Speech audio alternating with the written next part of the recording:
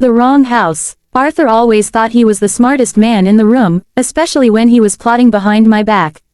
We had been married for 7 years, and for the last 3, I felt like I was living with a stranger.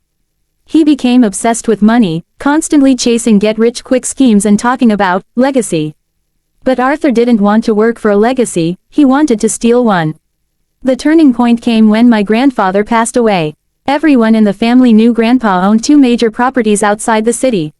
The first was a beautiful, historic Victorian estate sitting on prime real estate, worth millions.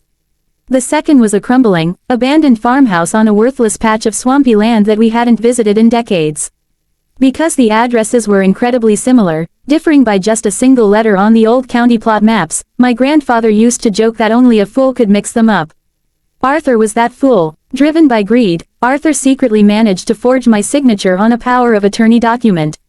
He spent months sneaking around, whispering on the phone, and meeting with a shady offshore developer who was known for buying properties quickly, in cash, with no questions asked. Arthur's plan was deeply malicious. He intended to sell the $1 million Victorian estate illegally, pocket the massive cash payout into a secret.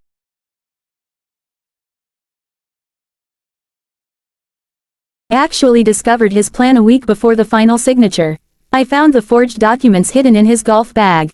My heart broke, but instead of screaming, I decided to let him play his game. What Arthur didn't realize was that in his manic rush to steal my inheritance, he had misread the confusing old deed registries. He had copied the parcel number for the worthless, sinking swamp house, believing it was the luxury estate. I chose to stay completely silent and let greed blind him. The day of the closing, Arthur told me he was going to a business conference out of town. In reality, he was sitting in a dim boardroom with a corrupt buyer, signing away what he thought was my crown jewel. To make the deal happen instantly and secretly, the buyer demanded a massive upfront collateral. Arthur was so confident in his stolen millions that he did something incredibly reckless. He emptied our entire joint life savings, liquidated his own retirement fund, and even took out a massive, fraudulent hard money loan against our actual marital home to pay the buyer's transaction and securing fees. He put every single penny he owned on the line, believing he would multiply it by 10 a few hours later.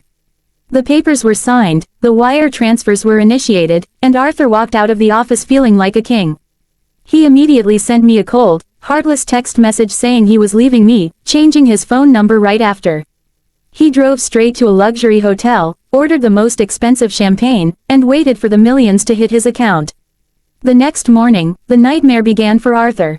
The offshore developers team went to inspect their newly acquired multi-million-dollar property, only to find themselves standing in front of a collapsed, rotting shack sinking into a muddy swamp. They realized they had been sold a worthless piece of junk land. Simultaneously, Arthur opened his banking app, expecting to see a fortune. Instead, he saw zero. The wire transfer from the buyers had been frozen and flagged for fraud because the property description didn't match the luxury estate they thought they were buying. Even worse, the shady buyers weren't the type of people you could cheat. When they realized they had been handed a swamp, they immediately pulled back their funds and executed the strict clauses in the contract Arthur had blindly signed. Because Arthur had used his own assets, retirement, and our marital home as collateral to guarantee the deal, the predatory loan sharks and the buyers legally seized everything. In less than 24 hours, Arthur lost the stolen property, lost the cash, and lost his own life savings.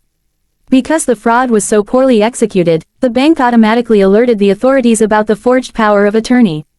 When Arthur finally crawled back to our home to beg for forgiveness, he found the locks changed.